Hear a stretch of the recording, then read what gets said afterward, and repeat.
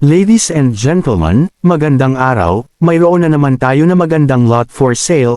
Kayo po ay nanunood sa Golden Real Estate Channel, na ang content ay lot for sale, at dagdag kaalaman sa pagbili at pagbenta ng lupa.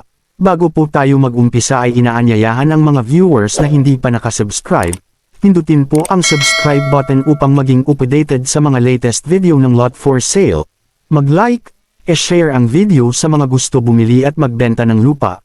E-comment ang lugar kung saan kayo nanonood. Aming pinapaalalahanan ang lahat ng mga buyers na huwag magmamadali sa pagbabayad ng lupa. Unahin ang pag-due diligence, kumuha ng license na abogado na gagawa ng verification. Ang aming patakaran ay, hindi bale ng walang benta, huwag lang maibenta.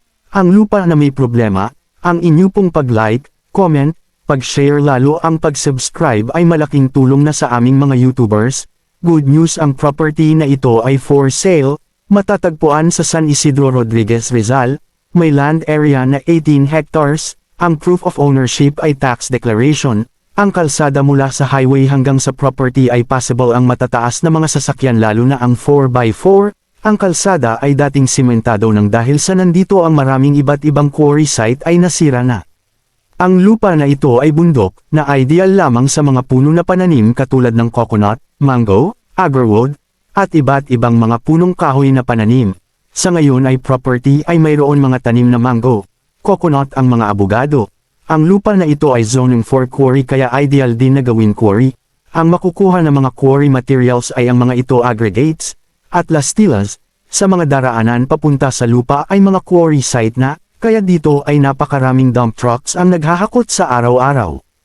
Ang property ay mayroon community na katabi kaya mapayapa ang peace in order. Malalapit sa mga pabahay, subdivision. Sa mga naghahanap ng land investment at quarry site ito ay ideal na lupa para sa inyong projects. At ang price nito ay napakamura kumpara sa mga katabi. Ang dahilan ng pagbenta ng lupa ay matanda na ang landowner, at wala na kakayanan na alagaan pa ang lupain na ito.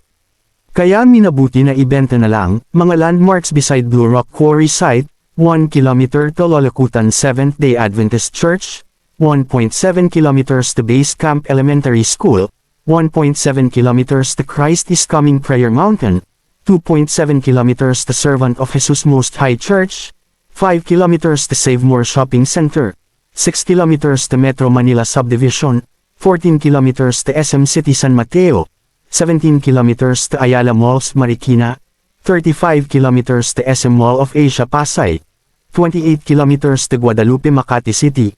Para sa mga karagdagang katanungan ay mangyari na mag-contact sa tao na nagpadala ng video na ito. Para sa mga buyers, investors, na gustong bumili ng lupa, kami ay maraming listing ng property for sale. Lahat na real estate property for sale, magmula Bicol, Quezon, Batangas, Laguna, Rizal at Cavite, kasama ang lahat na real estate property sa Metro Manila, at sa bandang norte ng Pilipinas ay mayroon, mula Bulacan, Pampanga, Tarlac, Nueva Ecija, Pangasinan, Bataan at La Union. Bago po tayo magtapos ay inaanyayahan ang mga viewers na nanonood na mag-subscribe, mag-like, e-share ang video sa mga gusto bumili ng lupa at nagpapabenta ng lupa. Ulitin lang po namin ang aming patakaran. Hindi bale ng walang benta, huwag lang maibenta, ang lupa na may problema. Happy viewing, peace and prosperity. Thank you for watching, God bless you all.